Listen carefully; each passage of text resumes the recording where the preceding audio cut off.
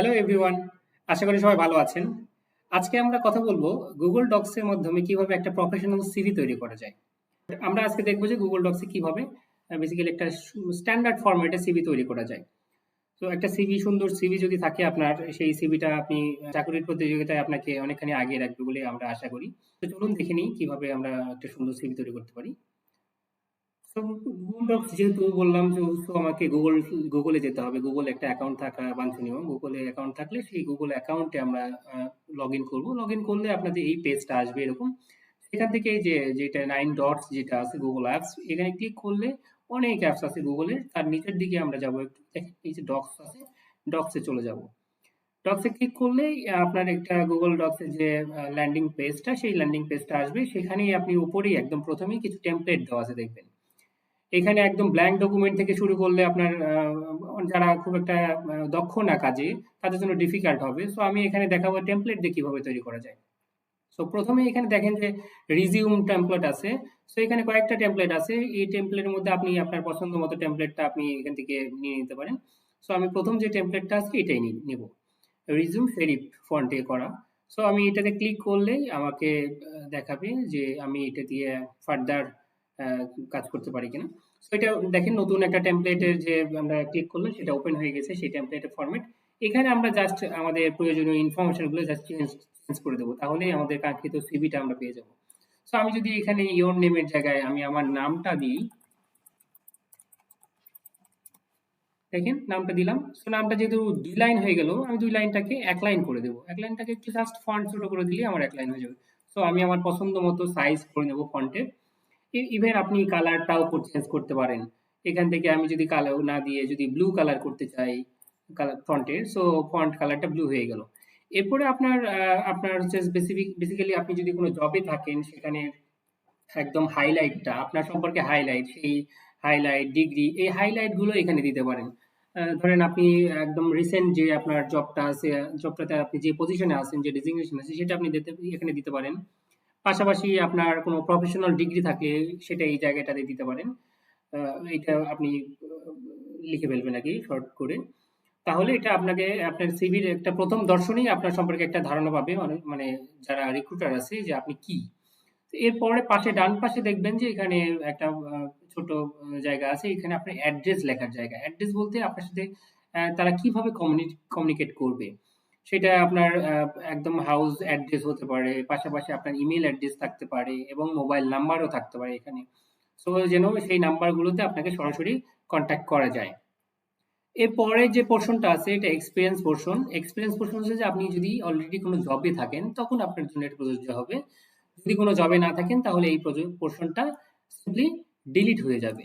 যদি আপনার এক্সপিরিয়েন্স না থাকে আর কি। এক্সপিরিয়েন্স থাকলে আপনাকে এক্সপিরিয়েন্স গুলো দিতে হবে। সো এখানে ৩টা করা আছে। আপনার যদি মনে হয় যে আপনি এখানে আরো অ্যাড করবেন রো, তো রো অ্যাড করতে পারেন। জাস্ট এখানে যেকোনো যেখানে অ্যাড করতে চান সেখানে মাউসের ডান বাটনে ক্লিক করলে ইনসার্ট রো লেখা আছে, ইনসার্ট রো বিলো দিয়ে আপনি রোটা ক্রিয়েট করে ফেলতে পারেন। সো এখানে আমি কোনো চেঞ্জ করছি না, ভিডিও বড় হয়ে যাবে এবং সময় লাগবে। পাশাপাশি আমি জাস্ট আপনাদেরকে একটা গো থ্রু করে দিচ্ছি যে কিভাবে তৈরি করবেন। সো ইনফরমেশন গুলো আপনারা আপনাদের নিজের মতো করে পুট করবেন, হ্যাঁ। সো নেক্সট যে সেগমেন্টটা আছে এডুকেশন সেগমেন্ট। এডুকেশন সেগমেন্ট হচ্ছে আমাদের যে পড়ালেখার যে সার্টিফিকেশন গুলো থাকে, মেইনলি ডিগ্রি, সেই ডিগ্রি গুলো আমরা এখানে দেবো। বেসিক্যালি সিভি লেখার সময় সর্বশেষ যে ডিগ্রিটা থাকে সেটা থেকে শুরু করতে হয়। ধরেন আপনি মাস্টার্স পাস করেছেন বা এমবিএ করেছেন, সেটা আগে দিবেন। তারপরে ব্যাচেলর ডিগ্রি যেটা আছে, বিবিএ বা যেটা আছে আপনার বিএ অনার্স হতে পারে, অথবা বিএ পাস যেটা করে, সেটা যেটা যার যেটা থাকবে আর কি, সেই এডুকেশন দিবেন। তারপরে এইচএসসি দিবেন, এসএসসি দিবেন, এইভাবে করে আপনার এডুকেশনটা দিবেন। এরপরে আপনি যদি কোনো স্পেশাল কোনো প্রজেক্টে কাজ করে থাকেন, সেই প্রজেক্ট যদি উল্লেখ করতে চান দিবেন, না থাকলে আপনি জাস্ট এটাকে ডিলিট করে দিতে পারবেন। যদি আপনার যতটুকু প্রয়োজন ততটুকু রাখবেন, না হলে আপনি এটাকে ডিলিট করে দিতে পারবেন। যে ডিলিট রো দিলে ডিলিট রো হয়ে যাবে, মানে রোটা ডিলিট হয়ে যাবে। এরপরে যদি আমরা ডান দিকে যাই, ডান দিকে কিছু সেগমেন্ট আছে। স্পেশালি এই যে আমি বললাম যে আধুনিক সিভি ফরম্যাট, অনেকেই আমরা এমন সিভি ফরম্যাট ইউজ করি যে এই পাতার পর পাতা চলে যায়। বাট এখানে দেখেন সিভি ফরম্যাটের 2টা সেগমেন্ট আছে, বাম দিকের একটা সেগমেন্ট, ডান দিকের সেগমেন্ট। বাম দিকে বেসিক ইনফরমেশন গুলো প্লাস হচ্ছে আপনার পড়াশোনা চাকরির ইনফরমেশন, আর ডান দিকে আপনার স্কিলস গুলো। স্কিলস বলতে যে এই যে পড়াশোনা চাকরি থেকে আপনি কি কি শিখেছেন, কি কি জানেন, সেই জিনিসগুলো আপনার এখানে দিতে হবে। স্কিলস বলতে একদম জব রিলেটেড স্কিলস বা আপনি কি কি কাজ পারেন সেই জিনিসটা এখানে উল্লেখ করতে হবে। অ্যাওয়ার্ডসটা হচ্ছে সবার জন্য প্রযোজ্য হবে না, যেটা বললাম যে আপনি যদি কোনো অলরেডি এক্সপিরিয়েন্সড হন, সেক্ষেত্রে আপনার কোনো কোনো প্রতিষ্ঠানে ভালো কাজ করেছে, সেখানে কোনো অ্যাওয়ার্ড পেয়েছেন, সেই অ্যাওয়ার্ডগুলো থাকতে পারে। অথবা এডুকেশন সময়ে বা আপনার যখন একাডেমিক ক্যারিয়ার সেই সময়ে যদি কোনো অ্যাওয়ার্ড পেয়ে থাকেন, সেই জিনিসগুলো এখানে উল্লেখ করবেন। পাশাপাশি আপনি আরো কিছু যদি অ্যাড করতে চান, কোনো ভলান্টারি জব বা ভলান্টারি ওয়ার্ক অ্যাড করতে চান, সেটাও অ্যাড করতে পারবেন। এখানে মাউসের ডান বাটন ক্লিক করে ইনসার্ট রো করে অ্যাবভ অথবা বিলো করলে আপনি সেই জায়গাটা আপনি ইচ্ছে মতো আপনার মতো করে অ্যাড করতে পারবেন। পাশাপাশি আরেকটা যেটা সেগমেন্ট দেওয়া আছে ল্যাঙ্গুয়েজ, এই ল্যাঙ্গুয়েজে আপনি আপনার যে ভাষাগুলো আপনি জানেন, যেমন আপনার নর্মালি তো বাংলা ভাষা জানেনই, বাংলায় যেহেতু আমরা আছি, সো বাংলাটা জানি। পাশাপাশি আপনি যদি ইংরেজিতে দক্ষ হন সেটা বলবেন। আপনি যদি অন্য কোনো ভাষায়, কেউ কেউ ফ্রেঞ্চ জানে, কেউ স্প্যানিশ জানে, কেউ বা অন্যান্য জাপানিজ জানে, তো সেই ভাষাগুলো এখানে উল্লেখ করবেন। এবং পাশাপাশি আপনি সেটা ফ্লুয়েন্সি লেভেলটাও আপনি বলে দিতে পারেন যে আপনি ইংলিশে কতটুকু দক্ষ।